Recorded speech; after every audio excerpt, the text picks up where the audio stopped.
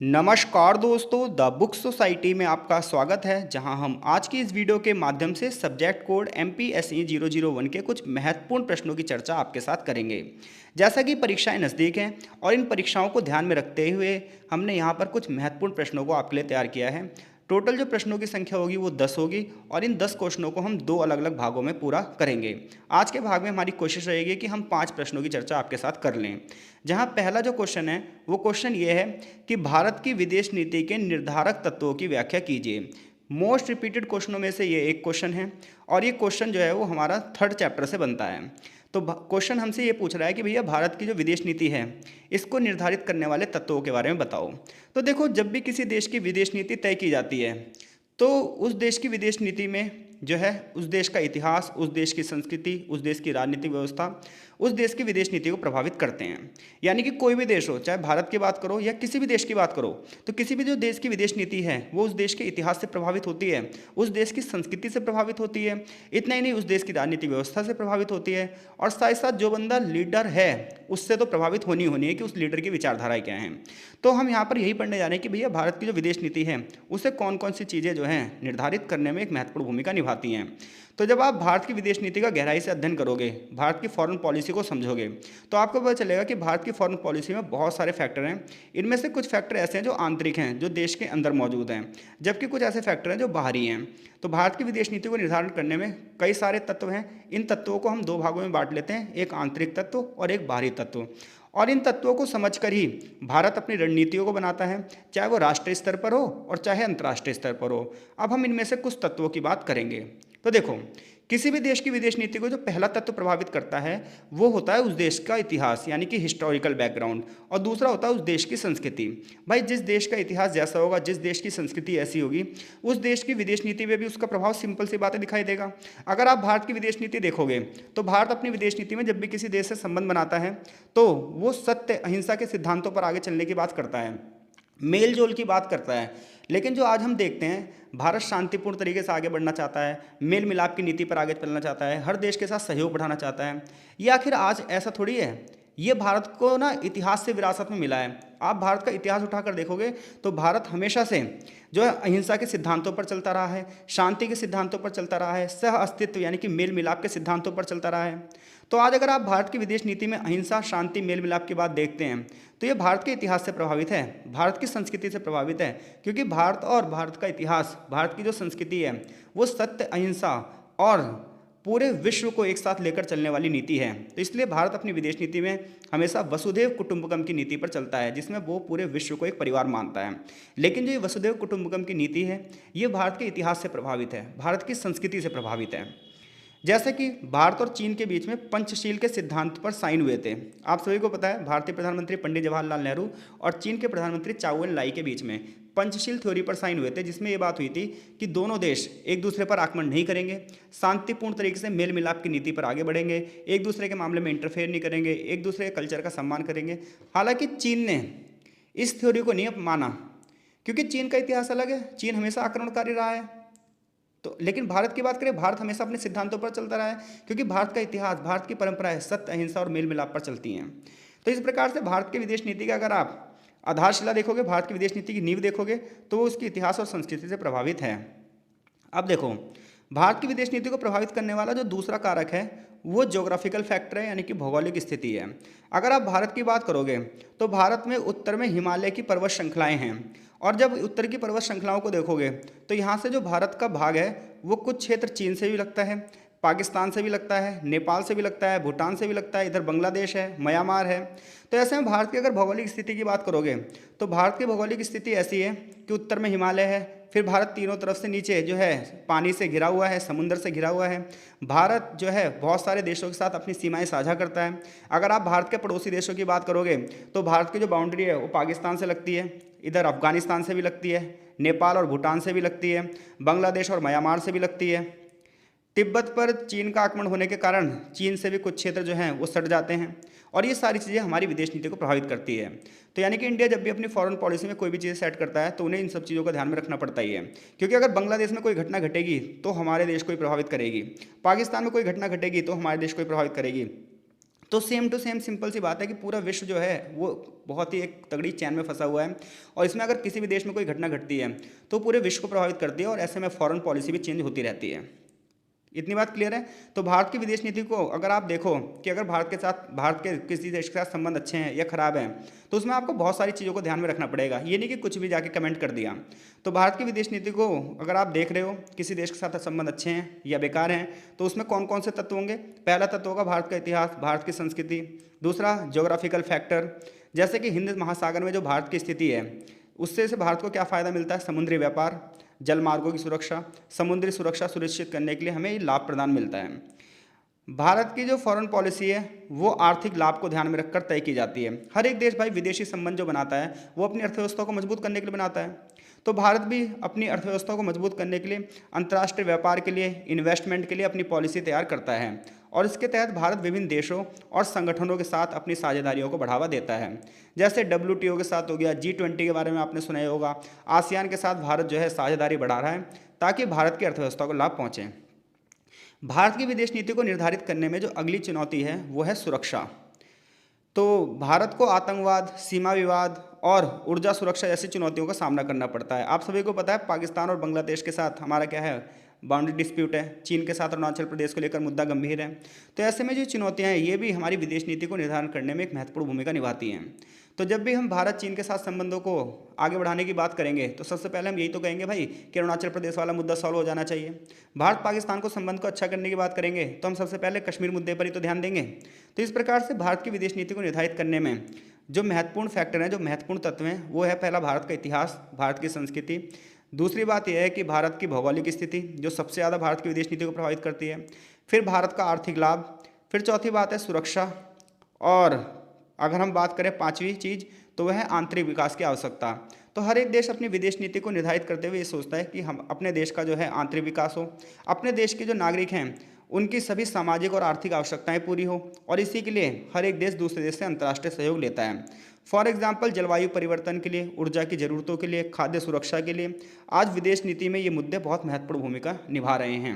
आज आप देखते हो वर्ल्ड हंगर इंडेक्स की जब रिपोर्ट आती है तो उसको लेकर कितने ज़्यादा क्रिटिसाइज किया जाता है सरकार को।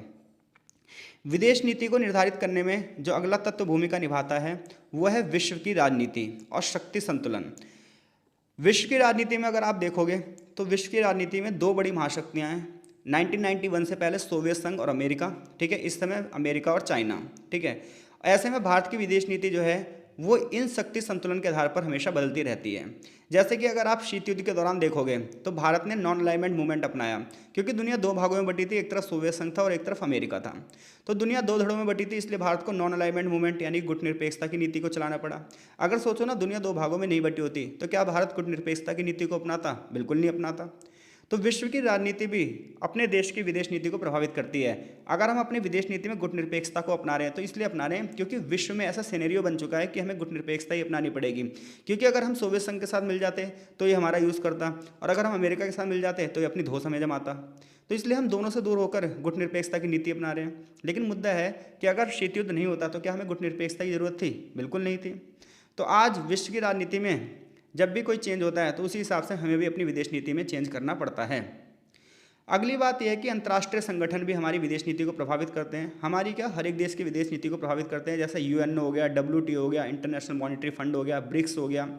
ये कुछ ऐसे संगठन हैं जिसमें भारत सक्रिय भूमिका निभाता है। भारत UNO में सुरक्षा परिषद जो है उसकी स्थायी सदस्यता चाहता है, वीटो पावर चाहता है, और इसके लिए प्रयास कर रहा है। इसके अलावा जो प्रवासी भारतीय हैं, यानी कि वो भारतीय जो दूसरे देश में रह रहे हैं, ये भी विदेश नीति को प्रभावित करने में एक महत्वपूर्ण भूमिका निभाते हैं। भाई मान लो जैसे हमारे देश के बच्चे किसी देश में पढ़ने जा रहे हैं, या हमारे देश के बहुत सारे लोग दूसरे देश में काम करने जा रहे हैं, तो ऐसे में हम ये चाहेंगे उस देश से हमारे संबंध अच्छे हों। लेकिन अगर उस देश से हमारे संबंध अच्छे नहीं होंगे तो फिर हमारे यहाँ के जो नागरिक वहाँ पर रह रहे हैं उनकी सुरक्षा पर सवालिया चिन्ह लग जाएंगे। तो इन सब चीज़ों को ध्यान में रखकर किसी देश के साथ संबंध बनाए जाते हैं। इसके अलावा भारत की विदेश नीति में रियलिज्म और आइडियलिज्म यानी कि यथार्थवाद और आदर्शवाद का मिक्सअप मिलता है। देखो, आदर्शवाद की प्रणाली जो होती है ये कल्पना वाली होती है, जिसमें हम ये सोच सकते हैं कि ऐसी ऐसी चीज़ें हों, ऐसा हो जाए, वैसा हो जाए। यथार्थवाद जो है वो रियलिटी की बात करता है। तो भारत अपनी विदेश नीति में आदर्शवादी सिद्धांतों की बात करता है, जैसे शांति की, मानवाधिकार की। तो जो शांति जैसी जो बातें हैं, मानवाधिकारी जो जैसी बातें हैं, ये सिर्फ ना इमेजिनेशन में ही ठीक है, रियलिटी में इसका कोई लेना देना नहीं है। हर एक देश देखो मानवाधिकारों की बात कर रहा है, लेकिन हर एक देश में हिंसा हो रही है। हर एक देश शांति को बढ़ावा देने की बात कर रहा है, लेकिन हर एक देश हथियारों को भी बना रहा है। तो ये आदर्शवादी नीतियां हैं जिनका रियलिटी से कोई लेना देना नहीं है। हर एक देश कह रहा है विश्व में शांति स्थापित करेंगे, हर एक देश अपनी आर्मी मजबूत कर रहा है। जब भाई तुम्हें शांति स्थापित करनी है तो आर्मी क्यों मजबूत कर रहे हो? सेकंड वन, हर एक देश कह रहा है कि जलवायु परिवर्तन को रोकने के लिए हम काम करेंगे, लेकिन हर साल पर्यावरण प्रदूषण बढ़ता जा रहा है। तो ये ऐसे सिद्धांत हैं जो आदर्शवादी हैं, दिखने में अच्छे लग रहे हैं, बट रियलिटी में इसका कोई लेना देना नहीं है। यथार्थवादी यानी कि रियलिस्टिक अप्रोच ये है कि सिंपल सी बात है कि हर एक देश अपना फायदा चाहता है, हर एक देश अपना आर्थिक लाभ चाहता है, और भारत भी इन दोनों नीतियों का मिश्रण करके आगे बढ़ता है। तो इस प्रकार से भारत की विदेश नीति का उद्देश्य राष्ट्र हितों को बढ़ावा देना है, विश्व की शांति को बढ़ावा देना है, विश्व की प्रगति में योगदान देना है। यह गतिशील और समय के हिसाब से बदलती रहती है और समय समय पर आंतरिक और बाहरी कारक इसे प्रभावित करते रहते हैं। तो अगर एग्जामिनर क्वेश्चन पूछता है भाई भारतीय विदेश नीति के निर्धारक तत्व बताओ, तो आप बताओगे भारत की विदेश नीति को निर्धारित करने में भारत के इतिहास और परंपरा की एक महत्वपूर्ण भूमिका है, भारत का भूगोल इस आधार पर एक महत्वपूर्ण भूमिका निभाता है, इकोनॉमी जो स्थिति है हमारी वो एक महत्वपूर्ण भूमिका निभाती है, घरेलू वातावरण कैसा है, अंतर्राष्ट्रीय संगठन कैसे हैं, ये तमाम चीज़ें मिलकर भारत की विदेश नीति को प्रभावित करती हैं। अब हम अगले क्वेश्चन की ओर बढ़ रहे हैं। मोस्ट इंपॉर्टेंट क्वेश्चनों में से एक है कि भाई भारत की परमाणु नीति का वर्णन कीजिए। इसके आने की संभावना बहुत ज़्यादा रहती है। अगर ये क्वेश्चन नहीं आ रहा है तो सिंपल सी बात है, पेपर आसान बनाना चाहता है बस, वो और कुछ नहीं है। तो इस समय जो विश्व में जो मुद्दा भी चल रहा है, ईरान इजराइल की जो वॉर चल रही है, वो परमाणु मुद्दे को लेकर ही चल रही है। तो ऐसे में क्वेश्चन पूछ सकता है हमसे कि भारत की परमाणु नीति का वर्णन कीजिए। तो देखो, जब आप भारत की परमाणु नीति की बात करते हो तो ये राष्ट्रीय सुरक्षा और विश्व की शांति के हिसाब से है। भारत की जो परमाणु नीति है ये देश की रणनीतिक और ऊर्जा की जरूरतों को पूरा करती है और अंतर्राष्ट्रीय परमाणु सुरक्षा सुनिश्चित करने के लिए तैयार की गई है। यानी कि भारत की जो न्यूक्लियर पॉलिसी वो इसलिए नहीं है कि हम बॉम्ब बनाएंगे और दूसरे देशों को फेंक देंगे। भारत की जो परमाणु नीति है ना, वो बैलेंस बनाने के लिए की गई है। क्योंकि देखो हुआ क्या था, सीन ये हुआ था कि 1962 में इंडिया और चाइना की वॉर हुई। 1962 इंडिया और चाइना की जब वॉर हुई तो ये वॉर हमारे पक्ष में नहीं थी, आप सही जानते हो। और इसके बाद 1964 में चीन ने परमाणु बम बना लिया था। तो ऐसे में चीन से बैलेंस बनाने के लिए ज़रूरी था कि हम भी अपनी सैनिक पावर को मजबूत करें। तो ऐसे में श्रीमती इंदिरा गांधी के नेतृत्व में 1974 में भारत ने अपना पहला परमाणु परीक्षण किया था स्माइलिंग बुद्धा के नाम से, पोखरण में, ठीक है। और यहाँ से भारत जो है वो सिर्फ और सिर्फ इस परमाणु परीक्षण करके ये दिखाना चाहता था कि हम भी भाई मजबूत हैं और हमें अपनी सुरक्षा करनी आती है। तो यानी कि भारत की जो परमाणु नीति थी वो अपनी सुरक्षा के लिए थी और विश्व की शांति के लिए। अब आप कहोगे विश्व की शांति के लिए क्यों थी? तो देखो, अगर हमारे पास परमाणु बम नहीं होगा तो कोई बंदा हमें परमाणु बम की धमकी दे देगा, पाकिस्तान, चीन, कोई भी। लेकिन हम पर भी है तो वो हमारे ऊपर परमाणु बम का यूज़ करने से पहले सोचेगा कि भाई ये भी अपने बमों का यूज़ कर सकता है। तो ऐसे में जहाँ बैलेंस होता है ना, वहाँ युद्ध नहीं होता। ध्यान रखना, युद्ध वहाँ होता है जहाँ पर एक कमज़ोर होता है और एक पावरफुल होता है। जहाँ दोनों पावरफुल होते हैं वहाँ युद्ध नहीं होता, वहाँ कंप्रोमाइज़ होता है। तो भारत की परमाणु नीति की बात करोगे तो भारत की जो परमाणु नीति है वो नेशनल सिक्योरिटी को ध्यान में रखकर की गई है और ग्लोबल पीस को ध्यान में रखकर की गई है और ये अंतर्राष्ट्रीय परमाणु सुरक्षा की बात करता है। भारत की परमाणु नीति की बात करोगे तो भारत की परमाणु नीति का पहला सिद्धांत है नो फर्स्ट यूज़, यानी कि हम पहले पहल नहीं करेंगे। तो जब भारत ने अपनी परमाणु बम बनाया था, परमाणु परीक्षण किया था, तो उसने तभी ये बात सिद्ध कर दी थी कि हम इसका कभी भी पहले यूज़ नहीं करेंगे। लेकिन अगर कोई हम पर यूज़ करता है उसका परमाणु बम, कोई हम पर हमला करता है तो उसके बाद हम जवाबी कार्रवाई करेंगे। यानी कि भारत ये कह रहा है कि भारत कभी भी युद्ध में पहले परमाणु का प्रयोग नहीं करेगा, परमाणु हथियारों का प्रयोग जब तक नहीं करेगा जब तक उस पर परमाणु हमला ना किया जाए। तो ये नीति भारत को एक जिम्मेदार परमाणु शक्ति के रूप में प्रस्तुत करती है कि भाई देखो, हम कभी भी पहल नहीं करेंगे, अगर लेकिन सामने वाले ने पहल करी तो फिर छोड़ेंगे भी नहीं। तो कोई आपसे पूछे भाई भारत की परमाणु नीति का सिद्धांत क्या है, तो भारत की परमाणु नीति की पहली थ्योरी ये है नो फर्स्ट यूज़, यानी कि हम इसका पहल नहीं करेंगे, लेकिन अगर सामने वाला परमाणु हमला करता है तो फिर हम इसका प्रयोग करेंगे। दूसरा जो सिद्धांत है भारत का कि परमाणु हथियारों का न्यूनतम प्रतिरोध। तो भारत की जो नीति है वो परमाणु हथियारों का उपयोग करने के लिए निश्चित की गई है, ठीक है, जो केवल प्रतिरोधात्मक उद्देश्य से की गई, यानी कि अपनी सुरक्षा के उद्देश्य से की गई है। भारत हथियारों की होड़ में शामिल ही नहीं होना चाहता था, उसका उद्देश्य सिर्फ अपनी सैन्य क्षमता को बढ़ाना था, ठीक है, ताकि वो दूसरे देशों के आक्रमण से बच सकें। भारत की परमाणु नीति का जो तीसरा सिद्धांत है वो ये है कि हम सैन्य परमाणु कार्यक्रम और नागरिक परमाणु कार्यक्रम इसे दो भागों में बांटेंगे। तो देखो मैं बता रहा हूँ आपको इसका मतलब क्या है। देखो, परमाणु का मतलब ये नहीं होता सिर्फ इससे कि बम ही बनते हैं, इससे ऊर्जा भी बनती है, एनर्जी भी इससे जनरेट होती है। तो इसलिए भारत ने अपने परमाणु कार्यक्रम को दो हिस्सों में बांट दिया। एक जनता के उपयोग के लिए जिसमें हम ऊर्जा का उत्पादन करेंगे, और जो मेडिकल रिसर्च होगी यानी कि चिकित्सा अनुसंधान होगा उसमें इसे का प्रयोग करेंगे, और दूसरा इसे सैनिक उद्देश्यों के रूप में करेंगे जिसमें हम अपनी देश की सुरक्षा को बढ़ावा देंगे। तो भारत की परमाणु नीति का पहला सिद्धांत क्या है कि हम इसका पहले यूज़ नहीं करेंगे, सामने वाला यूज़ करेगा तो हम इसके ऊपर इसका यूज़ करेंगे। दूसरी बात यह है कि भारत अपने परमाणु हथियारों का न्यूनतम प्रतिरोध करेगा। न्यूनतम प्रतिरोध का मतलब ये है कि हथियारों की होड़ में हम शामिल नहीं होना चाहते, लेकिन सामने वाले व्यक्ति जो हैं उनसे बैलेंस बनाने के लिए हम परमाणु का यूज़ और परमाणु को हम बना रहे हैं। दूसरा, हमने अपने परमाणु कार्यक्रम को दो भागों में बांटा है, एक नागरिकों के लिए और एक देश की सुरक्षा के लिए। नागरिकों की बात करें तो इसके लिए हम अपने ऊर्जा उत्पादन के लिए बढ़ावा दे रहे हैं, चिकित्सा के क्षेत्र में बात कर रहे हैं, इतनी अंतरिक्ष के क्षेत्र में भी हम परमाणु ऊर्जा का प्रयोग कर रहे हैं, और इसके लिए बहुत सारे जो है हमने प्लांट भी बनाए हैं। जैसे महाराष्ट्र के तारापुर में अगर आप बात करोगे तो पहला न्यूक्लियर प्लांट लगा था। इसके अलावा सैन्य उद्देश्य के लिए भी इसका प्रयोग करते हैं। 2008 में भारत और अमेरिका का परमाणु समझौता हुआ था, और इसके बाद अंतर्राष्ट्रीय स्तर पर इस विभाजन को मान्यता भी मिल गई थी। इसके अलावा भारत अपनी परमाणु नीति में परमाणु अप्रसार का समर्थन करता है, यानी कि भारत ये चाहता है कि विश्व के सभी देश जो हैं वो परमाणु हथियारों को ख़त्म कर दें। तो भारत ने लेकिन एनपीटी और सीटीबीटी पर साइन नहीं किए हैं। तो देखो, एनपीटी एक संधि थी, 1968 में इस पर साइन हुए थे। इस संधि पर 5 देशों ने साइन किए थे। अमेरिका था, उसमें ब्रिटेन था, चाइना था, फ्रांस था और रशिया था।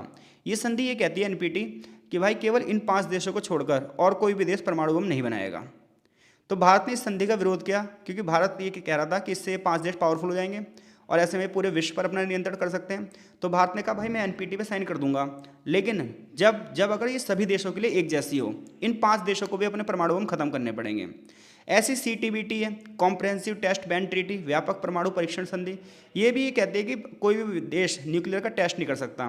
तो भारत ने इस पर भी साइन नहीं करे हैं, क्योंकि दोनों संधियां क्या हैं, गैर भेदभावपूर्ण है। कुछ देशों को तो आगे बढ़ाने की बात करती हैं और बाकी देशों को रोकती हैं। आगे क्या कह रहा है, आगे कह रहा है कि भारत की जो परमाणु नीति है उसका अगला सिद्धांत है कि भारत परमाणु ऊर्जा का शांतिपूर्ण उपयोग करेगा। तो भारत परमाणु ऊर्जा कार्यक्रम में बढ़ावा देगा, कृषि क्षेत्र में बढ़ावा देगा, चिकित्सा के क्षेत्र में बढ़ावा देगा, परमाणु से रिलेटेड नई नई टेक्नोलॉजी स्थापित करेगा, लेकिन ये शांतिपूर्ण होगी, युद्ध के लिए नहीं होगी। इसके अलावा थोरियम के बेस पर फ्यूल का कैसे यूज़ किया जाए, इसके लिए भारत जो है वो आगे बढ़ रहा है, क्योंकि भारत के पास थोरियम का भरपूर भंडार है। देखो, यूरेनियम और थोरियम 2 चीज़ें चाहिए होती हैं न्यूक्लियर प्लांट के लिए, जिसमें से भारत के पास थोरियम है। इसके अलावा भारत की परमाणु नीति का जो अगला सिद्धांत है वो ये है कि भारत अपनी आत्मनिर्भरता को बढ़ावा देना चाहता है। भारत ने 1974 में पहला परमाणु परीक्षण किया था, जिसका नाम था ऑपरेशन स्माइलिंग बुद्धा, और दूसरा 1998 के पोखरण 2 के नाम से जाना जाता है। तो इसके मामले में भारत आत्मनिर्भर होना चाहता है और अपनी रणनीति को बढ़ावा देना चाहता है। भारत की परमाणु नीति की अगले जो सिद्धांत है वो ये है कि भारत एनएसजी में मेंबरशिप चाहता है। तो देखो, एनएसजी एक ग्रुप है जिसमें कुछ देश हैं जो परमाणु आपूर्तिकर्ता के समूह हैं, जिनके पास यूरेनियम और थोरियम के भंडार हैं, और ये एक दूसरे को कॉपरेट करते हैं। भारत एनएसजी की सदस्यता चाहता है, हालांकि इसकी सदस्यता के बिना भी भारत ने परमाणु सहयोग के लिए एनएसजी से छूट प्राप्त कर ली थी। इसके अलावा भारत की परमाणु नीति का जो सिद्धांत है वो ये है कि वो इक्वेलिटी चाहता है और ट्रांसपेरेंसी को बढ़ावा देना चाहता है, ताकि अंतर्राष्ट्रीय शांति बनी रहे, और अपनी जो स्ट्रेटजिक न्यूक्लियर कमांड है इसको बढ़ावा देना चाहता है। तो इस प्रकार से अगर आप भारत की परमाणु नीति की बात करोगे तो भारत अपनी परमाणु नीति में संयम, जिम्मेदारी और राष्ट्रीय हितों की बात कर रहा है। ये नहीं कि न्यूक्लियर पावर होने के बाद हर किसी को धमकाता रहे, ऐसा नहीं है भारत। तो एक संतुलित दृष्टिकोण है जो विश्व की शांति और सुरक्षा को बढ़ावा देने की बात कर रहा है, हर देश की संप्रभुता की बात कर रहा है और देश के हितों की बात कर रहा है। तो अगर एग्जामिनर पूछता है आपसे भाई भारत की परमाणु नीति बताओ, तो आप बोलोगे कि भारत की परमाणु नीति में सबसे जो बड़ा सिद्धांत है वो नो फर्स्ट यूज़ का है। इसके अलावा अंतर्राष्ट्रीय शांति और सुरक्षा से संबंधित भारत अपनी जिम्मेदारी को निभा रहा है और देश के विकास में न्यूक्लियर एनर्जी का यूज़ कर रहा है। मैं आशा कर रहा हूँ चीज़ें आपको क्लियर हो रही होंगी। अगर कहीं पर कोई डाउट है तो आप कमेंट बॉक्स में हमसे पूछ सकते हैं। क्वेश्चन नंबर 3, भारत और यूएसए के बदलते संबंधों पर चर्चा कीजिए। एक साल छोड़कर एक साल हर बार ये क्वेश्चन आता है, यानी कि पिछले 10 साल के क्वेश्चन पेपर अगर आप चेक करोगे तो 6 से 7 बार ये क्वेश्चन आया हुआ है, जिसमें आपसे ये पूछ रहा है कि भारत और अमेरिका के संबंध बताओ, लेकिन ये संबंध समय समय पर बदलते रहे हैं, तो इस हिसाब से आपको बताने हैं। तो देखो, अगर आप भारत और अमेरिका के संबंध का इतिहास देखोगे तो शुरुआत में भारत और अमेरिका के संबंध अच्छे नहीं थे। टाइम के हिसाब से ये कभी अच्छे होते हैं, कभी बेकार होते हैं। तो इससे पता चलता है कि अमेरिका जो है वो हमारा परंपरागत मित्र नहीं है। भारत और अमेरिका के संबंधों की शुरुआत हुई थी वो मतभेदों से हुई थी, और इसका सबसे बड़ा कारण था शीत युद्ध और पाकिस्तान, क्योंकि जो पाकिस्तान था वो अमेरिकी ग्रुप में शामिल हो गया था और भारत जो है वो पाकिस्तान का दुश्मन है। तो इसी वजह से भारत और पाकिस्तान के जो संबंध है वो अमेरिका के संबंधों को भी प्रभावित करते हैं। अब हम इसे समझने जा रहे हैं। तो देखो, जब आप भारत और अमेरिका के संबंध 1947 से 1990 तक की बात करोगे तो यहाँ पर भारत और अमेरिका के संबंध अच्छे नहीं थे, क्योंकि देखो 1945 के बाद दुनिया कितने भागों में बढ़ गई थी? दुनिया दो भागों में बढ़ गई थी। एक तरफ अमेरिका था और एक तरफ था यूएसएसआर। इन दोनों के बीच में कोल्ड वॉर चल रहा था। भारत ने इन दोनों से दूरी दिखाते हुए नॉन अलाइनमेंट मूवमेंट चलाया कि हमें ना तो अमेरिका के साथ मिलना है ना ही सोवियत संघ के साथ मिलना है। तो इस दौरान भारत अमेरिका से दूर रहा और अमेरिका चाहता था कि भारत उसके गठबंधन में शामिल हो जाए। तो भारत ने अपनी आज़ादी के बाद गुट निरपेक्षता की नीति अपनाई। गुट निरपेक्षता का मतलब था हम किसी भी गुट में शामिल नहीं होंगे और अपनी एक स्वतंत्र विदेश नीति का पालन करेंगे। जबकि अमेरिका ये चाहता था कि सोवियत संघ के खिलाफ देशों को अपने खेमे में शामिल कर ले। इससे भारत और अमेरिका के बीच में हमेशा दूरी बनी रही। इसके अलावा पाकिस्तान का भी प्रभाव पड़ा भारत और अमेरिका के संबंधों पर। शीत युद्ध के दौरान अमेरिका ने पाकिस्तान को अपना साथी के रूप में चुना और ऐसे में अमेरिका ने पाकिस्तान को अपनी सैनिक सहायता दी, आर्थिक सहायता दी। लेकिन पाकिस्तान ने अपनी इस सैनिक सहायता का, आर्थिक सहायता का प्रयोग भारत के खिलाफ किया, जिसकी वजह से भारत और अमेरिका के संबंधों में हमेशा बाधा बनी रही। इसके अलावा 1974 में जब भारत ने अपना पहला परमाणु परीक्षण किया था तो अमेरिका ने भारत पर कई सारे प्रतिबंध भी लगाए थे। अमेरिका खुद तो परमाणु प्रसार को बढ़ावा दे रहा था, जबकि भारत को परमाणु को रोकने की बात कर रहा था। तो ऐसे में भारत के ऊपर प्रतिबंध तो लगे, लेकिन भारत रुका नहीं। भारत ने अपनी चीज़ को आगे बढ़ाया। इसके अलावा भारत जो था वो सोवियत संघ से निकट था। 1971 के भारत पाकिस्तान युद्ध में भारत ने सोवियत संघ के साथ 20 सालों की मित्रता संधि पर साइन कर दिए थे। तो ऐसे में डायरेक्ट भारत देखा जाए तो सोवियत संघ से जुड़ चुका था। तो ऐसे में अमेरिका जो है वो सोवियत संघ का दुश्मन था, तो डायरेक्ट वो हमारे भी विरोध में आ गया। तो भारत ने सोवियत संघ के साथ गहरे राजनीतिक संबंध स्थापित किए, रक्षा संबंध स्थापित किए, आर्थिक संबंध स्थापित किए। इससे भारत और अमेरिका के संबंध और भी ज़्यादा तनावपूर्ण हो गए। अब 1990 के बाद भारत और अमेरिका के संबंध में क्या बदलाव आया? तो देखो 1990 में पूरी दुनिया में एक बहुत बड़ी घटना घटी जिसने पूरी दुनिया की राजनीति को बदल दिया, और वो घटना थी सोवियत संघ का विघटन। आपको पता है सोवियत संघ 15 देशों का एक समूह था और 1991 25 दिसंबर को इसका विघटन हो गया। सोवियत संघ के विघटन के बाद विश्व में एक ही महाशक्ति रह गई, अमेरिका, और भारत पर भी इसका प्रभाव पड़ा। तो 1991 में जब सोवियत संघ का विघटन हुआ तो ऐसे में ज़रूरत थी एक नई तरीके से अपनी विदेश नीति को चलाने की, और ऐसे में भारत ने एक नए तरीके से अपनी विदेश नीति को अपनाया और भारत ने समय के साथ बदलाव किया और अमेरिका के साथ संबंध सुधारने की शुरुआत करी। और ऐसे में भारत ने सबसे पहले 1991 में अपनी इकोनॉमी को सुधारा, जहां अपनी इकोनॉमी में रिफॉर्म किए, उदारीकरण, निजीकरण और वैश्वीकरण की नीति अपनाई और प्राइवेट सेक्टर को बढ़ावा दिया, जिसके बाद अमेरिकी कंपनियां भारत में निवेश करने के लिए आकर्षित हुई और दोनों देशों के बीच में धीरे धीरे करके व्यापारिक संबंध शुरू हो गए। यानी कि 1991 में जब भारत ने अपनी आर्थिक नीति बदली, जहां पहले भारत की इकोनॉमी में गवर्नमेंट सेक्टर को प्रमुखता दी गई थी, वहीं 1991 में जब उदारीकरण, निजीकरण और वैश्वीकरण की नीति अपनाई गई तो यहाँ पर प्राइवेट सेक्टर को बढ़ावा दिया गया। ऐसे में अमेरिका की बहुत सारी कंपनियां भारत में इन्वेस्ट करने के लिए अट्रैक्ट हुई, जिसकी वजह से दोनों देशों के बीच में व्यापारिक संबंध शुरू हुए। लेकिन इससे पहले व्यापारिक संबंध आगे बढ़ पाते भारत ने 1998 में फिर से अपना परमाणु टेस्ट कर लिया, पोखरण 2। इसके बाद अमेरिका ने फिर से भारत पर प्रतिबंध लगा दिए, लेकिन फिर दोनों देशों के बीच में बातचीत हुई और ये मतभेद कम हुए। फिर दोनों देशों के नेताओं ने एक दूसरे देश की यात्रा करी। भाई देखो, किसी भी देश के बीच में संबंध जब तो स्थापित होंगे जब दोनों देश के नेता एक दूसरे देश की यात्रा करेंगे। अगर कोई किसी देश की यात्रा ही नहीं करेगा तो फिर संबंधों को हम कैसे आगे बढ़ाएंगे? तो अमेरिकी राष्ट्रपति थे बिल क्लिंटन, जिन्होंने सन 2000 में भारत की यात्रा करी और दोनों देश के बीच में द्विपक्षीय संबंधों को एक नई दिशा प्रदान करी।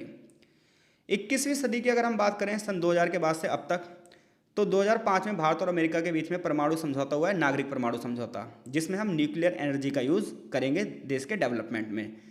आतंकवाद के खिलाफ दोनों देश एक हुए हैं, जहां 11 सितंबर 2001 को अमेरिका पर एक बहुत बड़ा आतंकवादी हमला हुआ जिसमें उसके 4 विमान हाईजैक कर लिए गए। इसके बाद अमेरिका ने आतंकवाद के खिलाफ युद्ध छेड़ दिया और ऑपरेशन एंड्यूरिंग फ्रीडम चलाया था। भारत में मुंबई में 2008 में हमला हुआ, आपको पता है बहुत खतरनाक हमला था ये आतंकवादी हमला 2008 वाला। तो इसके बाद दोनों देश की जो सुरक्षा और खुफिया सहयोग बढ़ चुका है, आतंकवाद के खिलाफ दोनों देश एकजुट हो चुके हैं। इसके अलावा दोनों देशों के बीच में कुछ रणनीतिक साझेदारी है, जैसे दोनों देश की जो नौसेनाएं हैं ये मालाबार अभ्यास करती हैं। इसके अलावा एक ग्रुप है क्वेड, जिसमें भारत और अमेरिका दोनों जो हैं सदस्य हैं। इसके अलावा दोनों देश टेक्नोलॉजी और व्यापार के मामले में एक दूसरे को सहयोग करते हैं। बहुत सारा आईटी सेक्टर और स्टार्टअप के क्षेत्र में अमेरिका और भारत बड़े बड़े साझेदार बने हैं। इसके अलावा हाईटेक क्षेत्र जो हो गए, अंतरिक्ष अनुसंधान हो गए, इन सब में भी दोनों देशों का सहयोग बढ़ा है। दोनों देशों में रक्षा समझौते भी बढ़े हैं, जैसे LEMOA logistic exchange memorandum of agreement और COMCASA COMCASA communication compatibility and security agreement जैसे कुछ समझौते हैं जिन्होंने रक्षा सहयोग को नई नई ऊंचाइयों पर पहुंचाया है। वर्तमान समय में कुछ साझेदारी हैं तो कुछ चुनौतियां भी हैं। प्रधानमंत्री मोदी के बनने के बाद अमेरिकी राष्ट्रपतियों के साथ लगातार संवाद बढ़ा है। दोनों देश के नेताओं की आवाजाही एक दूसरे देश में बढ़ी है। नरेंद्र मोदी अमेरिकी राष्ट्रपतियों ओबामा, ट्रंप और बाइडेन के नेतृत्व में संबंध ऐसा लग रहा है कि बहुत मजबूत हुए हैं। लेकिन ट्रंप के दूसरे कार्यकाल में चुनौतियां बढ़ चुकी हैं और ऐसा लग रहा है कि भारत और अमेरिका के संबंध फिर से तनावों की ओर हैं। कुछ क्षेत्रों में साझेदारी बढ़ी है क्योंकि चीन को, अमेरिका जो है वो चीन को अपना सबसे बड़ा प्रतिद्वंदी मानता है। ऐसे में वो भारत की मदद करके चीन से डायरेक्ट क्या कर रहा है, कंपटीशन लेना चाहता है। तो चीन की वजह से भारत और अमेरिका थोड़ा सा एक दूसरे के क्लोज आए हैं। दूसरी बात यह है कि नेचुरल रिसोर्सेज और एनर्जी की वजह से भी भारत और अमेरिका के जो संबंध है वो अच्छे हुए हैं। आर्टिफिशियल इंटेल और अंतरिक्ष अनुसंधान में भी दोनों देशों के संबंध अच्छे हुए हैं। यहाँ पर आप ना एक चुनौती जरूर लिख देना वर्तमान के संदर्भ में, एक पैराग्राफ और ऐड कर देना जिसमें आप बता देना कि वर्तमान में जो अंतर्राष्ट्रीय राजनीति है वो एक बड़े युद्ध की ओर जा रही है और वहाँ पर जो अमेरिका है वो भारतीय खेमे से दूर जाता हुआ दिख रहा है। उसका सबसे बड़ा कारण यह है, एक तो पाकिस्तान का जो समर्थन है वो डायरेक्ट अमेरिका के साथ है। सेकंड वन, दूसरी बात यह है कि जो अमेरिका का दूसरा कार्यकाल, अमेरिका में ट्रंप का जो दूसरा कार्यकाल आया है, इसमें जो टैरिफ नीति चल रही है जिसकी वजह से भारत और अमेरिका के संबंध थोड़े से तनावपूर्ण होते हुए दिख रहे हैं। इसके अलावा जो भारतीय प्रवासियों का मुद्दा है अमेरिका में, ये थोड़ा सा, जैसे आप 2-3 नए पॉइंट जोड़ दोगे ना तो इससे आंसर जो है इफेक्टिव हो जाएगा। आगे बढ़ते हैं, क्वेश्चन नंबर 4 की बात करते हैं। क्वेश्चन नंबर 4 ये कह रहा है कि भारत की विदेश नीति को निर्धारित करने में पीएमओ की क्या भूमिका होती है, यानी कि प्रधानमंत्री कार्यालय की क्या भूमिका है। तो भारत किस देश से संबंध बनाएगा, किस देश से संबंध नहीं बनाएगा, किस देश से व्यापारिक संबंधों को बढ़ावा देगा, किस देश की यात्रा करेगा, किस देशों के साथ जो है डील करेगा, इन सब में पीएमओ की क्या भूमिका है, प्रधानमंत्री कार्यालय की क्या भूमिका है। तो देखो, प्रधानमंत्री कार्यालय का जो गठन है वो लाल बहादुर शास्त्री जी ने किया था पंडित जवाहरलाल नेहरू के जाने के बाद, क्योंकि पंडित जवाहरलाल नेहरू जब तक जीवित थे तब तक विदेश मंत्रालय उन्हीं के पास था, प्रधानमंत्री भी वही थे और विदेश मंत्री भी वही थे। जब पंडित जवाहरलाल नेहरू की मृत्यु हुई तो उसके बाद लाल बहादुर शास्त्री देश के प्रधानमंत्री बने और इन्होंने प्रधानमंत्री कार्यालय का गठन किया। हालांकि प्रधानमंत्री कार्यालय का ज़्यादा प्रयोग नहीं कर पाई। जब इंदिरा गांधी देश की प्रधानमंत्री बनी तो प्रधानमंत्री कार्यालय एक महत्वपूर्ण भूमिका निभाने लगा विदेश नीति में। लेकिन प्रधानमंत्री मोदी के कार्यकाल में पीएमओ जो है वो अपनी चरम अवस्था पर पहुंच गया है और सबसे मजबूती अवस्था में है जहां पर खुलकर निर्णय लिए जा रहे हैं। यानी कि देखा जाए तो पीएमओ की स्थापना किसने करी है, लाल बहादुर शास्त्री ने। इसको प्रमुख भूमिका निभाने का जो है क्रेडिट किसको जाता है, इंदिरा गांधी जी को, और इसे और ज़्यादा ऊंचाइयों पर ले जाने का क्रेडिट किसको जाता है, मोदी को। तो प्रधानमंत्री जो कार्यालय है भारत की विदेश नीति के निर्माण में एक महत्वपूर्ण भूमिका निभाता है, भारत की विदेश नीति को लागू करने में एक महत्वपूर्ण भूमिका निभाता है, क्योंकि किसी भी देश की जो विदेश नीति है वो अंतर्राष्ट्रीय छवि, राष्ट्रीय सुरक्षा और आर्थिक विकास से सीधे सीधे जुड़ी होती है। ऐसे में मुद्दा ये बनता है कि पीएमओ की लीडरशिप कौन कर रहा है और कोऑर्डिनेशन कैसा चल रहा है। तो देखिए, प्रधानमंत्री कार्यालय की क्या क्या भूमिका है। तो विदेश नीति का निर्धारण कैसे होगा, उसका दिशा निर्देशन कैसे होगा। प्रधानमंत्री जो पीएमओ के हेड होते हैं वो विदेश नीति के प्राथमिक दिशा निर्धारित करते हैं, क्योंकि सारे के सारे जो निर्णय हैं वो प्रधानमंत्री ही लेगा, क्योंकि अगर कुछ दिक्कत होगी तो प्रधानमंत्री को ही सब लोग जिम्मेदार भी ठहराएंगे। तो देश की विदेश नीति के जितने भी मुख्य सिद्धांत होंगे, जैसे गुटनिरपेक्षता का सिद्धांत भी प्रधानमंत्री जो है पंडित जवाहरलाल नेहरू ने शुरू किया था। सामरिक स्वायत्तता की बात करें, अंतर्राष्ट्रीय शांति की बात करें, सहयोग की बात करें, इन सब में प्रधानमंत्री की दृष्टि बहुत महत्वपूर्ण होती है, क्योंकि ये देश के सर्वोच्च निर्णय हैं। तो इस वजह से पीएमओ की भूमिका बहुत ज़्यादा बढ़ जाती है। भारत की विदेश नीति का जो अंतिम फैसला है वो प्रधानमंत्री ही लेते हैं, तो ऐसे में भी पीएमओ की भूमिका बढ़ जाती है। विश्व के नेता के रूप में प्रधानमंत्री की भूमिका होती है, क्योंकि प्रधानमंत्री जो है वो भारत के सर्वोच्च राजनयिक होते हैं। उनकी जो यात्राएं होती हैं, जितने भी शिखर सम्मेलन होते हैं, जितनी भी भागीदारी होती है, इसमें क्या होता है, वो विदेश नीति को खुद लागू करते हैं, भारत के मुख्य प्रवक्ता बन जाते हैं। प्रधानमंत्री के साथ जाने वाले पीएमओ के अधिकारी उनकी बातचीत के लिए उद्देश्यों में मदद करते हैं। इसके अलावा जो विदेशी मंत्रालय है उसके साथ कोऑर्डिनेशन में भी पीएमओ एक महत्वपूर्ण भूमिका निभाता है। तो पीएमओ विदेश मंत्रालय के साथ निकटतम समन्वय यानी कि कोऑर्डिनेशन स्थापित करता है। जो विदेश मंत्री हैं और जो अन्य अधिकारी हैं वो विदेश नीति को लागू करने में पीएमओ का निर्देशों का पालन करते हैं। यानी कि फॉरेन पॉलिसी के जितने भी डिसीजन बनाए जाएंगे, जितनी भी पॉलिसी होगी, जितने भी नियम कानून बनेंगे, उसमें प्रधानमंत्री की एक महत्वपूर्ण भूमिका रहेगी ही रहेगी, क्योंकि वो देश का सर्वोच्च पद है। राष्ट्रीय सुरक्षा और विदेश नीति का जो संगम है इसमें भी पीएमओ की एक महत्वपूर्ण भूमिका होती है। तो विदेश नीति और इसमें आपको पता ही, हमारे एनएसए कौन है, अजीत डोभाल, और विदेश मंत्री कौन है, एस जयशंकर। तो एनएसए, विदेश मंत्रालय और पीएमओ, इन तीनों का जो बहुत घनिष्ठ संबंध होता है और ये तीनों एक दूसरे से जुड़ी होती हैं।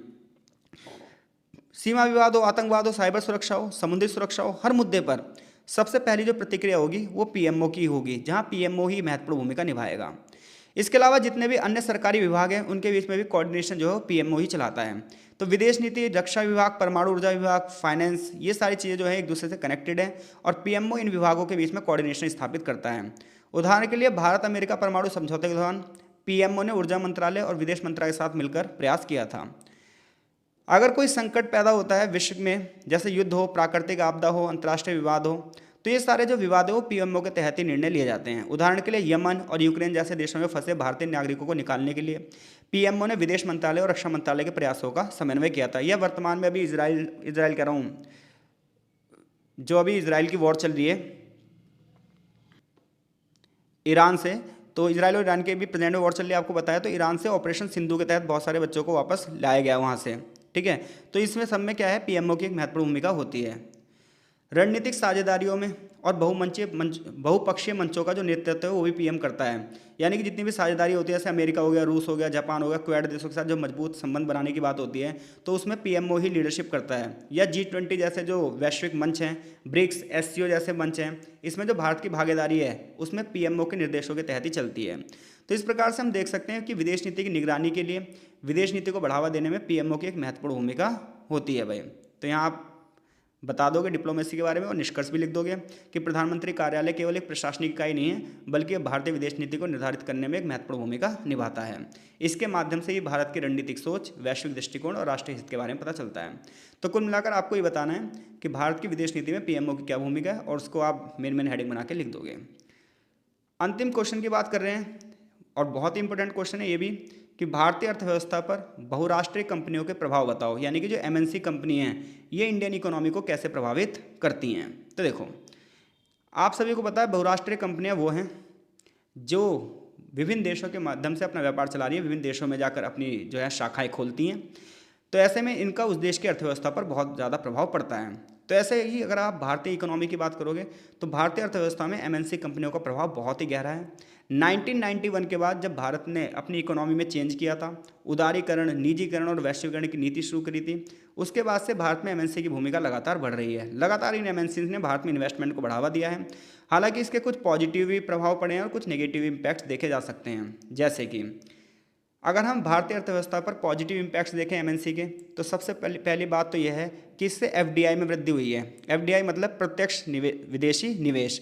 तो MNC बड़े पैमाने पर इन्वेस्टमेंट करती है देश में, और जिसकी वजह से पूंजी का प्रभाव बढ़ जाता है, यानी कि मनी का फ्लो बढ़ता है। उदाहरण के लिए जैसे एप्पल की कंपनी, सैमसंग की जो कंपनियाँ हैं, इन्होंने भारत में मैन्युफैक्चरिंग यूनिट्स स्थापित करी है, जिसकी वजह से भारत में FDI क्या है, बढ़ा है।